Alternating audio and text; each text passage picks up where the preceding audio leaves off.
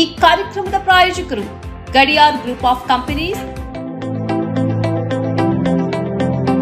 Gadiar Group of Companies, synonymous with excellence and innovation, stands as your dynamic partner for progress. Gadiar Group ensures safety as guardians in firefighting and builds vibrant communities in real estate. Building tomorrow, today.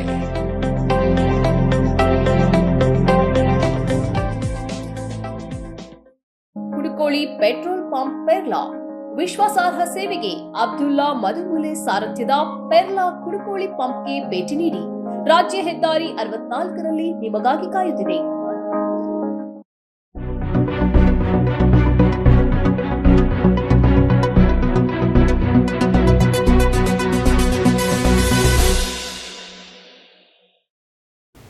ವೀಕ್ಷಕರೇ, ಸನ್ಮಾರ್ಗ ಸುದ್ದಿ ಸಂಚಯಕ್ಕೆ ಸ್ವಾಗತ. ನಾನು Samina Fahad. OTP ಕೇಳದೆ, phone ಮಾಡದೆ, link ತೆರೆಯದೆ bank ಖಾತೆಯಿಂದ ಬೇರೊಂದು ಖಾತೆಗೆ ಹಣ ವರ್ಗಾವಣೆ ಮಾಡಲಾಗಿದೆ. ಈ ಹೊಸ ಮಾದರಿ ಸೈಬರ್ ವಂಚನೆ ಪ್ರಕರಣದಲ್ಲಿ ಪುತ್ತೂರಿನ ವ್ಯಕ್ತಿಯೋರ್ವರು 1,14,000 ರೂಪಾಯಿ ಕಳೆದುಕೊಂಡಿದ್ದಾರೆ. ಪುತ್ತೂರಿನ ಹೋಟೆಲ್ ಒಂದರ ಕಾರ್ಮಿಕ ಕನಕ ಮಜಲಿನ ನಿವಾಸಿ ವಂಚನೆಗೊಳಗಾದವರು. ಆಗಸ್ಟ್ 1ರಂದು ಅಬ್ದುಲ್ಲಾರ ಮೊಬೈಲ್ ನೆಟ್ವರ್ಕ್ ಏಕಾಏಕಿ ಬಂದ್ ಆಗಿತ್ತು. ಬಳಿಕ ವೈಫೈ ಕನೆಕ್ಟ್ ಮಾಡಿ ಮೊಬೈಲ್ ಪರಿಶೀಲನೆ ವೇಳೆ ಸಂಶಯಗೊಂಡು ಬ್ಯಾಂಕ್ ಖಾತೆ ಪರಿಶೀಲಿಸಿದಾಗ ಆಗಸ್ಟ್ 1 ಹಾಗೂ ಆಗಸ್ಟ್ 2ರಂದು ಅವರ ಖಾತೆಯಿಂದ ಅರ್ಧ ಗಂಟೆಗೆ 5,000ದಂತೆ ಹಣ ಬೇರೆ ಖಾತೆಗೆ ವರ್ಗಾವಣೆಯಾಗಿತ್ತು. ಒಟ್ಟು 1,14,466 ರೂಪಾಯಿ ಹಣ ವಂಚನೆಗೊಳಗಾಗಿ ತಿಳಿಯದೆ ಅವರ ಖಾತೆಯಿಂದ ಬೇರೊಂದು ಖಾತೆಗೆ ವರ್ಗಾವಣೆಗೊಂಡಿದೆ. ಈ ಬಗ್ಗೆ ಸಂತ್ರಸ್ತರು ಸೈಬರ್ ಠಾಣೆಗೆ ದೂರು ನೀಡಿದ್ದಾರೆ. ನನ್ನ ಕುಟುಂಬದ ಆಸ್ತಿ ಲೆಕ್ಕಾಚಾರ ಕೇಳುತ್ತಿದ್ದೀಯಾ? ಎಲ್ಲದಕ್ಕೂ ಲೆಕ್ಕ ಕೊಡುತ್ತೇನೆ. ಇದಕ್ಕೂ ಮೊದಲು ನಿನ್ನ ಸಹೋದರನ ಆಸ್ತಿ ಲೆಕ್ಕ ನೀಡು ಎಂದು ಕೇಂದ್ರ ಸಚಿವ ಕುಮಾರಸ್ವಾಮಿಗೆ DCM DK ಶಿವಕುಮಾರ್ ಸವಾಲೆಸೆದಿದ್ದಾರೆ. ಸದಾಶಿವನಗರದ ನಿವಾಸದ ಬಳಿ ಮಾಧ್ಯಮಗಳಿಗೆ ಸೋಮವಾರ ಪ್ರತಿಕ್ರಿಯೆ ನೀಡಿದ DK ಶಿವಕುಮಾರ್, ನಿನ್ನ ಅಧಿಕಾರಾವಧಿಯಲ್ಲಿ ನಿನ್ನ ಸಹೋದರ ಹೇಗೆ ಅಧಿಕಾರ ದುರುಪಯೋಗ ಮಾಡಿಕೊಂಡ ಎಂಬುದಕ್ಕೆ ಮೊದಲು ಲೆಕ್ಕಾಚಾರ ಹಾಕೋಣ, ಆನಂತರ ನನ್ನದು ಕೊಡುತ್ತೇನೆ. ಇದರಲ್ಲಿ ಯಾವುದೇ ಮುಚ್ಚುಮರೆ ಇಲ್ಲ ಎಂದು ಏಕವಚನದಲ್ಲಿಯೇ ಹೇಳಿದರು. ವಿಜಯೇಂದ್ರಕ್ಕೆ ಹೇಳುತ್ತಾನೆ, ಭ್ರಷ್ಟಾಚಾರದ ಪಿತಾಮಹ ನಾನು ಎಂದು. ನೀನು ಮೊದಲು ಹೇಳಪ್ಪ, ನೀನು ನಿನ್ನ ಅಪ್ಪನನ್ನ ಯಾಕೆ ಜೈಲಿಗೆ ಕಳುಹಿಸಿದೆ, ರಾಜೀನಾಮೆ ಕೊಡಿಸಿದೆ, ಏನಾಯ್ತು, ಎಲ್ಲಿ ಬಂತು, ಯಾಕೆ ಇದೆಲ್ಲ ಆಯಿತು, ಇದರ ಲೆಕ್ಕಾಚಾರ ಮೊದಲು ನೀಡು. ಮೊದಲು ನಿಮ್ಮ ಪಕ್ಷದ ಯತ್ನಾಳ್ ಗೂಳಿಹಟ್ಟಿ ಶೇಖರ್ಗೆ ಉತ್ತರ ಕೊಡಿ, ಅನಂತರ ನನಗೆ ಕೊಡುವಿರಂತೆ ಎಂದು ಹೇಳಿದರು.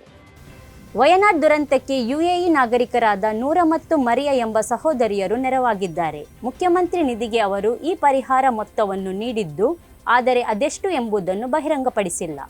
ಮಲಯಾಳಂ ಭಾಷೆ ಮಾತನಾಡುವ ಮೂಲಕ ವಿಡಿಯೋ ಮಾಡಿ ರೀಲ್ಸ್ ಮಾಡಿ ಇವರಿಬ್ಬರು ಮಲಯಾಳಂ ಭಾಷಿಕರಿಗೆ ಪರಿಚಿತರಾಗಿದ್ದಾರೆ. ಇವರಿಬ್ಬರ ವಿಡಿಯೋಗಳಿಗೆ ಕೇರಳದಲ್ಲಿ ಸಾಕಷ್ಟು ಫಾಲೋವರ್ಸ್ಗಳಿದ್ದಾರೆ. ಇತ್ತೀಚೆಗೆ ಬಿಡುಗಡೆಯಾದ ಮಮ್ಮೂಟಿ ಅವರ ಟರ್ಬೋ ಸಿನಿಮಾ ಅರಬ್ಬಿ ಭಾಷೆಗೆ ಡಬ್ ಮಾಡಿದಾಗ ಪ್ರಮುಖ ಪಾತ್ರಕ್ಕೆ ಇವರಿಬ್ಬರು ಧ್ವನಿ ನೀಡಿದ್ದರು. UAEಯಲ್ಲಿರುವ ಮಲಯಾಳಿಗಳು ನಡೆಸುವ ಸಾಂಸ್ಕೃತಿಕ ಕಾರ್ಯಕ್ರಮದಲ್ಲಿ ಇವರು ಭಾಗಿಯಾಗುತ್ತಿದ್ದಾರೆ. ವಯನಾಡು ಭೂಕುಸಿತದ ಮೊದಲ ದಿನ ಮುಂಡಕೈ ಮತ್ತು ಚುರುಮಲಗಳ ನಡುವೆ ಸಂಪರ್ಕ ಕಡಿದು ಹೋಗಿತ್ತು. ಸೇತುವೆಯೇ ಕೊಚ್ಚಿಕೊಂಡು ಹೋಗಿತ್ತು. ಇಂತಹ ಸಂದರ್ಭದಲ್ಲಿ ಮುಂಡಕೈಗೆ ಯಾರಿಗೂ ಹೋಗಲು ಸಾಧ್ಯವಿಲ್ಲದಂತಹ ಸ್ಥಿತಿ ಏರ್ಪಾಡಾಗಿತ್ತು.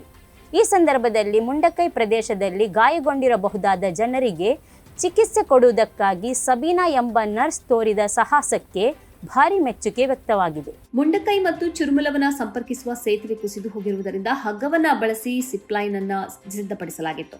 ಮುಂಡಕೈಯಲ್ಲಿ ಜೀವಂತ ಉಳಿದಿರಬಹುದಾದವರಿಗೆ ಚಿಕಿತ್ಸೆ ನೀಡುವುದಕ್ಕಾಗಿ ಆ ಕಡೆಗೆ ಹೋಗುವ ಪುರುಷ ನರ್ಸ್ಗಳನ್ನ ಹುಡುಕಲಾಗುತ್ತಿತ್ತು. ಮಾತ್ರ ಅಲ್ಲ, ಕುರಿತಂತೆ ಘೋಷಣೆಯನ್ನು ಮಾಡಲಾಗಿತ್ತು, ಆದರೆ ಯಾರೂ ಸಿಗಲಿಲ್ಲ. ಮಹಿಳಾ ನರ್ಸ್ ಆ ಕಡೆಗೆ ಹಗ್ಗದಲ್ಲಿ ನೇತಾಡಿಕೊಂಡು ಹೋಗುವುದು ಕಷ್ಟಕರ ಎಂಬ ನೆಲೆಯಲ್ಲಿ ಮಹಿಳೆಯರು ಬೇಡ ಎಂದು ಕೂಡ ಘೋಷಿಸಲಾಗಿತ್ತು. ಆದರೆ ಸಬೀನಾ ತಾನು ಹೋಗುವುದಾಗಿ ಹೇಳಿದ್ರು. ಮಾತ್ರವಲ್ಲ, ಹಗ್ಗದಲ್ಲಿ ನೇತಾಡಿ ಮುಂಡಕೈ ತಲುಪಿದ್ದಲ್ಲದೆ 35 ಮಂದಿಗೆ ಚಿಕಿತ್ಸೆ ನೀಡಿದ್ರು. ಸಬೀನಾ ಅವರು ತೋರಿದ ಧೈರ್ಯ ಉಳಿದವರಿಗೂ ನೆರವಾಯಿತು. ಬಳಿಕ ಪುರುಷ ನರ್ಸ್ಗಳು ಕೂಡ ಸಿಪ್ಲೈನ್ ಉಪಯೋಗಿಸಿ ಆ ಕಡೆಗೆ ಹೋದರಲ್ಲದೆ ಗಾಯಗೊಂಡವರಿಗೆ ಚಿಕಿತ್ಸೆ ನೀಡಿದ್ರು. ಸಬೀನರನ್ನ ಜಿಲ್ಲಾಡಳಿತವು ಸನ್ಮಾನಿಸಿದೆ. ಇವರ ಮಗಳು ನರ್ಸಿಂಗ್ ವಿದ್ಯಾರ್ಥಿಯಾಗಿದ್ದಾರೆ. ಕಳೆದ 20 ವರ್ಷಗಳಿಂದ ಸರ್ವಾಧಿಕಾರಿಯಂತೆ ಅಧಿಕಾರ ನಡೆಸಿದ್ದ ಬಾಂಗ್ಲಾದೇಶದ ಪ್ರಧಾನಮಂತ್ರಿ ಶೇಖ್ ಹಸೀನಾ ಅವರು ರಾಜೀನಾಮೆ ನೀಡಿದ್ದಾರೆ ಮತ್ತು ಸೇನಾ ಹೆಲಿಕಾಪ್ಟರ್ನಲ್ಲಿ ಭಾರತಕ್ಕೆ ಬಂದಿದ್ದಾರೆ ಎಂದು ವರದಿಯಾಗಿದೆ. 1971ರಲ್ಲಿ ಬಾಂಗ್ಲಾದ ಸ್ವಾತಂತ್ರ್ಯಕ್ಕಾಗಿ ನೇತೃತ್ವ ನೀಡಿದ್ದ ಶೇಖ್ ಮುಜೀಬ್ ರಹಮಾನ್ ಅವರ ಮಗಳೇ ಈ ಶೇಖ್ ಹಸೀನಾ. ಈ ವರ್ಷದ ಆರಂಭದಲ್ಲಿ ಬಾಂಗ್ಲಾದೇಶದಲ್ಲಿ ಪಾರ್ಲಿಮೆಂಟ್ ಚುನಾವಣೆ ನಡೆದಿತ್ತು. ಆದರೆ ಈ ಚುನಾವಣೆಗಿಂತ ಮೊದಲು ಶೇಖ್ ಹಸೀನಾ ಅವರು ವಿರೋಧ ಪಕ್ಷಗಳನ್ನ ದಮನಿಸುವ ಕೆಲಸ ಮಾಡಿದರು. ನಾಯಕರನ್ನ ಜೈಲಿಗಟ್ಟಿದ್ರು. ಜಮಾತೆ ಇಸ್ಲಾಮಿಯ ಕೆಲವು ನಾಯಕರನ್ನ ಗಲ್ಲಿಗೇರಿಸಿದ್ರು. ಮಾತ್ರ ಅಲ್ಲ, ರಾಜಕೀಯ ಪಕ್ಷವಾಗಿದ್ದ ಮತ್ತು ಖಲೀದ್ ಜಿಯಾ ಅವರ ಕಾಲದಲ್ಲಿ ಆಡಳಿತ ಪಕ್ಷದ ಭಾಗವಾಗಿದ್ದ ಜಮಾತೆ ಇಸ್ಲಾಮಿಯನ್ನ ನಿಷೇಧಿಸಿದ್ರು.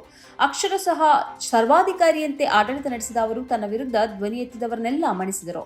ಇದೀಗ ಮೀಸಲಾತಿ ವಿರುದ್ಧ ವಿದ್ಯಾರ್ಥಿಗಳು ಆರಂಭಿಸಿದ ಪ್ರತಿಭಟನೆ ದೇಶಾದ್ಯಂತ ಹಸೀನಾ ವಿರುದ್ಧ ಪ್ರತಿಭಟನೆಯಾಗಿ ಮಾರ್ಪಟ್ಟಿತ್ತಲ್ಲದೆ 300ಕ್ಕಿಂತಲೂ ಅಧಿಕ ಜೀವಹಾನಿಗೆ ಕಾರಣವಾಯಿತು. ಈ ನಡುವೆ ಸೇನೆ ಮಧ್ಯಪ್ರವೇಶಿಸುವ ಸೂಚನೆಯನ್ನ ನೀಡಿತು. ಬಳಿಕ ಹಸೀನಾ ಸೇನೆಯೊಂದಿಗೆ ಮಾಡಿಕೊಂಡ ಒಪ್ಪಂದದಂತೆ ರಾಜೀನಾಮೆ ಕೊಟ್ಟು ಭಾರತಕ್ಕೆ ಬಂದು ಇಳಿದಿದ್ದಾರೆ ಎಂದು ಹೇಳಲಾಗುತ್ತಿದೆ.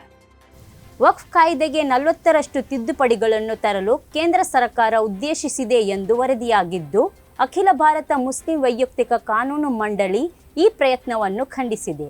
ವಕ್ಫ್ ಮಂಡಳಿ ಅಧಿಕಾರವನ್ನು ಮೊಟಕುಗೊಳಿಸುವ ಯಾವುದೇ ಪ್ರಯತ್ನವನ್ನು ಬೋರ್ಡ್ ಸಹಿಸುವುದಿಲ್ಲ ಎಂದು ಎಚ್ಚರಿಕೆ ನೀಡಿದೆ.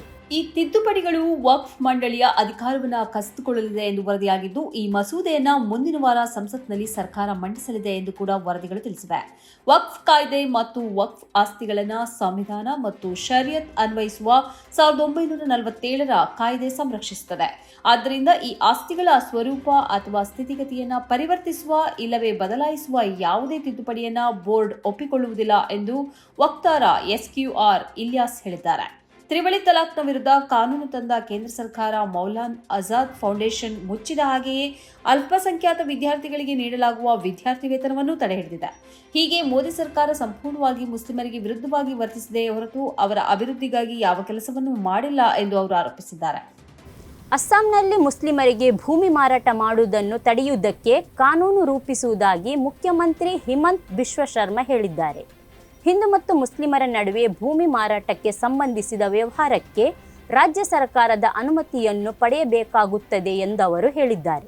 ಹಾಗೆಯೇ ಲವ್ ಜಿಹಾದ್ ಪ್ರಕರಣಕ್ಕೆ ಜೀವಾವಧಿ ಶಿಕ್ಷೆಯನ್ನು ವಿಧಿಸುವ ಕಾನೂನನ್ನು ಜಾರಿಗೆ ತರಲಾಗುವುದು ಎಂದು ಮುಖ್ಯಮಂತ್ರಿ ತಿಳಿಸಿದ್ದಾರೆ. ನಾವು ಲೋಕಸಭಾ ಚುನಾವಣೆಯ ಸಂದರ್ಭದಲ್ಲಿಯೇ ಈ ಕುರಿತಂತೆ ಜನರಿಗೆ ಹೇಳಿದ್ದೆವು. ಮುಂದಿನ ದಿನಗಳಲ್ಲಿ ಲವ್ ಜಿಹಾದ್ಗೆ ಸಂಬಂಧಿಸಿ ಜೀವಾವಧಿ ಶಿಕ್ಷೆ ಕೊಡುವ ಕಾನೂನನ್ನು ಜಾರಿಗೊಳಿಸುತ್ತೇವೆ ಎಂದು ಅವರು ಹೇಳಿದ್ದಾರೆ. ಹಿಂದೆ ಹಿಂದೂ ಮತ್ತು ಮುಸ್ಲಿಮರ ನಡುವೆ ಭೂಮಿ ಮಾರಾಟ ಖರೀದಿಗಳು ನಡೆದಿವೆ. ಇಂತಹ ವ್ಯವಹಾರಗಳನ್ನು ತಡೆಯಲು ಸರ್ಕಾರಕ್ಕೆ ಸಾಧ್ಯವಿಲ್ಲ. ಆದರೆ ಹಿಂದುವಿನ ಭೂಮಿಯನ್ನು ಓರ್ವ ಮುಸ್ಲಿಂ ಮರಳಿ ಖರೀದಿಸುವುದು ಮತ್ತು ಮಾರಾಟ ಮಾಡುವುದಕ್ಕೆ ಮುಖ್ಯಮಂತ್ರಿಯವರ ಅನುಮತಿ ಬೇಕಾಗುತ್ತದೆ ಎಂಬ ನಿಯಮ ಜಾರಿಗೊಳಿಸುತ್ತೇವೆ ಎಂದು ಅವರು ಹೇಳಿದ್ದಾರೆ. ಇದು ಈ ಹೊತ್ತಿನ ಸುದ್ದಿ ಸಂಚಯ. ನಿರಂತರವಾಗಿ ನೋಡುತ್ತಾ ಇರಿ ಸನ್ಮಾರ್ಗ ನ್ಯೂಸ್. ಸುದ್ದಿಗಳ ಸಂತೆಯಲ್ಲಿ ಸತ್ಯದ ಮೊಂಬತ್ತು.